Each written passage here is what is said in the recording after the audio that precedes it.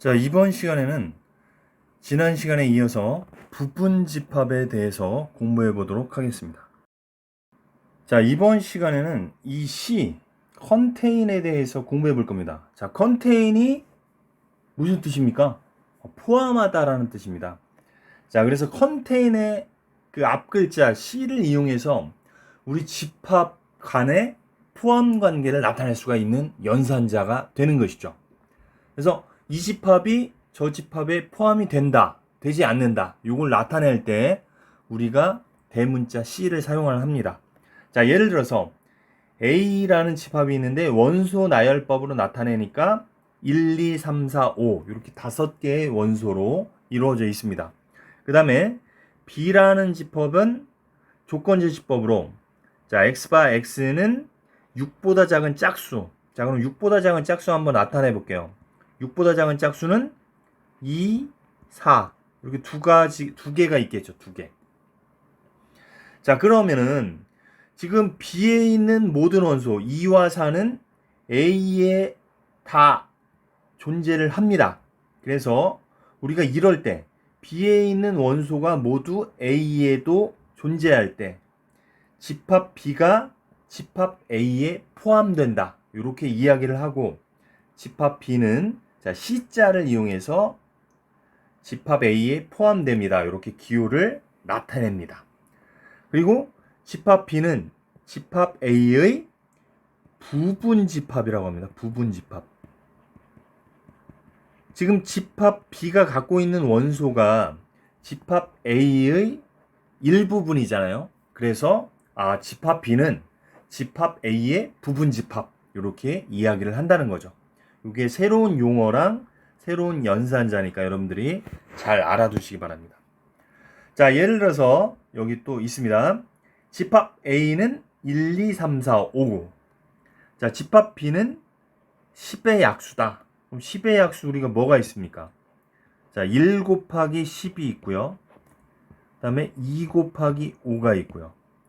이렇게 네 가지가 있겠죠. 네 개. 자, 여기서는 집합 B가 집합 A에 포함되지는 않죠. 왜냐하면 10은 집합 A가 갖고 있지 않으니까. 그래서 이럴 때는 집합 B는 집합 A에 포함되지 않는다. 네, 이렇게 쓰기도 합니다. 자, 그 다음에 공집합. 공집합 저번 시간에 배웠는데 원소가 하나도 없는 집합을 우리가 공집합이라고 했죠. 그래서 공집합 같은 경우는 모든 집합의 부분집합이 되겠죠. 그래서 공집합은 모든 집합의 부분집합이다. 이렇게 쓸 수가 있죠. 자, 공집합은 역시 집합 B의 부분집합이다. 이렇게 쓸 수도 있겠죠.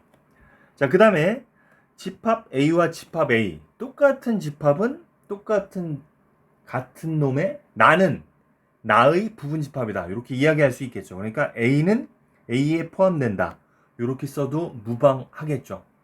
그래서 나의 부분집합, 나는 나의 부분집합이다. 이렇게 생각을 하시면 되겠습니다. 자, 그럼 간단하게 포함관계에 관한 문제를 풀어보도록 하겠습니다. 자, 지금 네모 안에다가 포함관계를 쓰는 건데 왼쪽에는 원소가 1, 2, 3으로 되어 있는 집합이 있고요.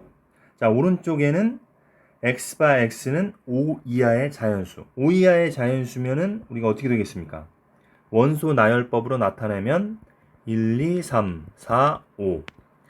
자, 그러면은 이 오른쪽에 있는 집합, 왼쪽에 있는 집합이 오른쪽에 있는 집합에 포함되겠죠. 그래서 이렇게 포함된다.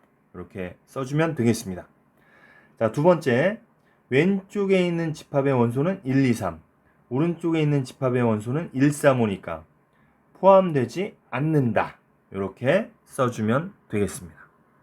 자, 다음은 부분집합의 개수를 구하는 문제에 대해서 생각해 보도록 하겠습니다. 자, 우리가 집합에서 가장 많이 나오는 주제 중에 하나이기 때문에 여러분들이 꼭 집중을 해서 알아두시기 바랍니다. 부분집합의 개수 시험에 꼭 나옵니다. 자, 그럼 예를 들어서 A의 부분집합이다. A의 부분집합이라 하면 A에 있는 원소들로 이루어진 집합이 되겠죠. 그럼 여러분들 잘 생각을 해보면 자, 지금 A의 원소 1과 2가 있습니다. 그러면은 그 부분집합에 1이 들어갈 수도 있고 안 들어갈 수도 있고 두 가지가 되겠죠. 마찬가지로 그 부분집합에 A의 부분집합에 2가 원소로 들어갈 수도 있고 안 들어갈 수도 있고 두 가지가 있습니다. 그래서 그것을 그림으로 한번 나타내 보면, 자, A의 부분집합 중에 1과 2가 모두 들어가지 않는 경우가 있고 1만 들어가는 경우가 있고 2만 들어가는 경우가 있고 모두 들어가는 경우가 있습니다. 그래서 이렇게 네 가지가 있겠죠. 그래서 1과 2가 모두 들어가지 않는 경우는 공집합이 되겠죠. 1도 없고 2도 없으니까. 왜냐하면 A의 부분집합이라는 것은 A에 속해 있는 원소로만 이루어져야 되니까. 자, 그 다음에 1만 들어가 있는 부분집합은 이렇게 생겼겠죠. 말 그대로 1만 원소가 되어 있겠죠. 그 다음에 2만 들어가 있는 부분집합은 이렇게 생겼겠죠. 그 다음에 1과 2 모두 들어가 있는 집합은 1과 2, 즉 A 자신이 되겠죠. 그래서 아까 앞부분에 이야기했는데 공집합이랑 자기 자신은 항상 부분집합이라는 이야기를 했었죠. 그래서 A의 부분집합은 이렇게 네 가지가 되겠습니다. 자, 그래서 이렇게 A처럼 원소가 두 개일 때는 원소 하나당 부분집합에 들어갈 거냐 들어가지 않을 거냐 두 가지 방법이 있겠죠. 그 다음에 또 하나도 그 부분집합에 들어갈 거냐 들어가지 않을 거냐 두 가지 방법이 있습니다. 그런데 두 개의 원소 모두 들어갈 건지 들어가지 말아야 될 건지 결정이 되어야 되니까 곱해야겠죠. 이 중학교 때 배운 경우의 수를 생각하면 됩니다. 그래서 네 가지가 나온다고 생각을 하시면 됩니다. 자, 그럼 옆에 B의 부분집합을 한번 보세요. B의 부분집합을 구할 때는 지금 원소가 3개니까 1이 들어갈지 말지, 2가 들어갈지 말지, 3이 들어갈지 말지 이렇게 해서 8개가 나오겠죠. 그럼 우리 실제로 한번 해보겠습니다. 자, 셋 다 들어가지 않는 경우가 있고 1만 부분집합에 들어가는 경우가 있고 2만 들어가는 경우가 있고 3만 들어가는 경우가 있겠죠. 그 다음에 3만 빠지는 경우가 있고 2만 빠지는 경우가 있고, 자, 여기를 지워버리겠습니다. 일단 그 다음에 1만 빠지는 경우가 있죠. 1만. 그 다음에 모두 들어가는 경우가 있죠. 그래서 이런 경우에는 공집합이 되는 것이고 이런 경우에는 1이 되는 것이고 이런 경우에는 2, 이런 경우에는 3, 자, 이런 경우에는 1, 2, 이런 경우에는 1, 3, 이런 경우에는 2, 3. 자, 마지막은 항상 자기 자신이 되는 거죠. 그래서 이렇게 8개 2 곱하기 2 곱하기 2 8개의 부분집합을 갖게 되는 것이죠. 그래서 원소의 개수만큼 2를 거듭 제곱하면 부분집합의 개수가 나온다고 생각을 하시면 되겠습니다. 따라서 어떤 집합 C가 N개의 원소를 갖고 있다. N개. 원소가 N개가 된다면 N개의 원소를 갖고 있다면 부분집합의 개수는 2의 N제곱개. 이렇게 공식으로 알아두시면 되겠습니다. 자, 그 다음에 중요한 표현을 하나 말씀을 드리겠습니다. 자, 서로 집합이 같을 때 우리는 A는 B 이렇게 표현을 합니다. 그럼 서로 같은 집합이라는 것은 A의 원소와 B의 원소가 모두 같다는 이야기가 되겠죠. 말 그대로. 그래서 A와 B가 같다 이렇게 표현을 하면 A의 집합과 B 집합은 같다. 근데 이것을 어떻게 표현할 수도 있냐면 A는 B에 포함된다. 그리고 B도 A에 포함된다. 이렇게 나타낼 수도 있습니다. 이거 되게 중요한 표현입니다.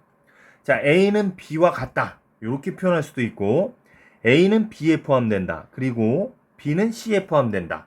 이렇게 표현해도 되고 이 두 가지는 같은 표현이라는 거 이거 여러분들이 잘 알아두시기 바랍니다. 자, 그 다음에 이제 진부분 집합이라는 이야기가 있는데 진부분 집합은 뭐냐면 진짜 부분집합이란 뜻인데, 자, 무슨 이야기냐면, 자, A가 B에 포함된다. 그럼 A는 B의 부분집합이라는 이야기죠. 그런데 A는 B가 아닐 때 A는 B의 진부분집합이라고 한다. 진부분집합. 그러니까 쉽게 이야기하면 B의 부분집합 중에 나랑 똑같은 놈을 뺀 나머지 부분집합을 진부분집합이라고 하는 거죠. 자, 예를 들어서 한번 설명을 해보면, 자, A라는 집합이 1과 2로 원소로 갖고 있다. 그럼 얘의 부분집합 아까 우리가 구했던 것처럼 공집합 1, 2, 1, 2 이렇게 4개가 부분집합이 되는 것인데, 이 중에 나 자신을 뺀 나머지 요 3개를 우리가 진부분집합이라고 하는 거죠. 진부분집합. 그 다음에 요 4개를 통틀어서 부분집합인 거죠. 부분집합. 그러니까 쉽게 이야기를 하면 부분집합 중에 나 자신을 뺀 것은 진부분집합이다. 이렇게 이해를 하시면 되겠습니다. 자, 그럼 부분집합 관련 문제를 풀어보도록 하겠습니다. 자, 집합 A가 8보다 작은 짝수일 때 A의 부분집합을 모두 구하시오. 자, 그럼 8보다 작은 짝수를 한번 원소 나열법으로 나타내보면 8보다 작다. 그럼 2, 4, 6 3개가 되겠죠. 그럼 A의 부분집합을 모두 구하시오 했죠. 모두 구하시오. 그럼 얘는 부분집합이 원소가 3개니까 2 곱하기 2 곱하기 2 2의 세제곱이 되겠죠. 즉 8개가 나올 겁니다. 그럼 우리 하나씩 구해보면 일단 공집합이 있고, 그 다음에 원소가 하나인 것은 2, 4, 6 이렇게 되겠죠. 자, 요 쉼표는 지워야겠죠. 자, 그 다음에 원소가 2개일 때는 2, 4, 그 다음에 2, 6, 그 다음에 4, 6 이렇게 되겠죠. 그 다음에 원소가 3개인 것은 2, 4, 6 이렇게 8개가 있겠죠. 자, 2번 문제. A의 진부분집합의 개수는, 자, 진부분집합의 개수는 전체 부분집합의 개수에서 나 자신을 빼면 되는 거니까, 하나를 빼면 되는 거니까 7개라고 할 수가 있겠습니다. 자, 다음 문제입니다. 자, 집합 A가 1, 2, 3이고 집합 B가 1, 2, 3, 4, 5일 때, 자, 어떤 집합 X가 A를 포함하고 그 다음에 B의 부분집합이고 이거를 만족하는 집합 X를 모두 구하시오.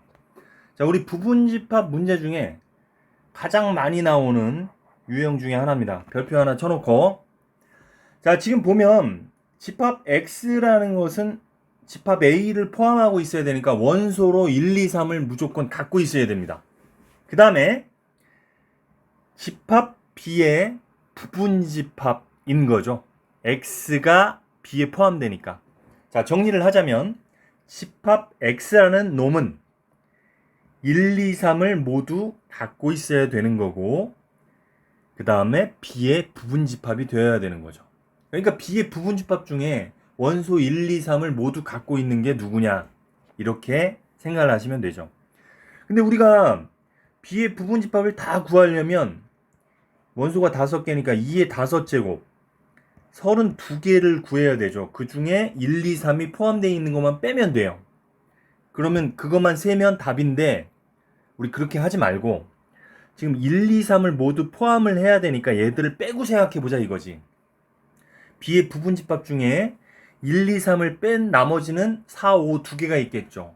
그럼 4, 5 2개로 만들 수 있는 부분집합은 일단 아무것도 없는 거, 그 다음에 4만 있는 거, 그 다음에 5만 있는 거, 그 다음에 4와 5 2개가 있는 거. 즉 원소 4와 5로 만들 수 있는 부분집합은 이렇게 하나, 둘, 셋, 4가지가 될 겁니다. 이 상태에서 1, 2, 3을 무조건 포함해야 되니까 이 상태에서 1, 2, 3을 다 넣어주면 된다, 이 이야기죠. 이렇게 1, 2, 3. 따라서 1, 2, 3을 반드시 포함하면서 B의 부분집합인 것의 개수는 이렇게 4가지가 되겠다. 그래서 구하는 방법은 반드시 포함해야 되는 원소를 뺀 나머지의 부분집합의 개수랑 똑같다. 여기 같은 경우는 1, 2, 3을 뺀 나머지가 2개니까 2 곱하기 2에서 이렇게 4개의 부분집합이 되는 것이죠. 그래서 집합 x를 모두 구하시오 하면 이런 식으로 구해내면 되겠습니다. 만약에 개수만 구하라고 하면 4개 이렇게 하면 되겠죠. 이거 아주 중요한 문제니까 여러 번 연습하시기 바랍니다. 세 번째 문제입니다. 두 집합 A는 집합 A는 2, 5, A가 원소고 집합 B는 2, 7, A 플러스 B인데 A와 B가 같을 때 같은 집합이라는 거죠. 우리 A와 B가 같다. 요거를 다른 표현으로 하면 어떻게 한다고 그랬죠? A는 B에 포함되고 그리고 B는 A에 포함된다. 요것도 곁들여서 잘 알아두세요. 이때 A 빼기 B의 값은 그럼 A의 모든 원소와 B의 모든 원소가 같은 거니까 일단 2가 같으니까 지워볼게요. 그 다음에 여기 5와 A가 있고 여기 7과 A 플러스 B가 있네요. 그러면은 A는 뭐일 수밖에 없습니까? 지금 5A랑 7A 플러스 B는 같은 놈이란 말이야. 그러면은 5와 7은 같지 않으니까 A는 7일 수밖에 없겠다. 이런 이야기죠. 그러면은 이것을 7 플러스 B라고 쓸 수 있겠죠. 그럼 7 플러스 B는 A가 7이니까 7 플러스 B는 뭐일 수밖에 없어? 5일 수밖에 없죠. 그러니까 7 플러스 B는 5일 수밖에 없다. 그럼 B는 마이너스 2가 되겠다. 따라서 A 마이너스 B의 값은 7 마이너스 2가 되니까 정답은 9가 되겠습니다. 여기까지 우리 부분집합에 대해서 공부를 해봤습니다. 아주 중요한 시간이었습니다. 잘 모르겠으면 다시 한번 공부를 해 주시기 바랍니다. 그리고 다음 시간에는 합집합과 교집합에 대해서 공부해 보도록 하겠습니다. 수고하셨습니다.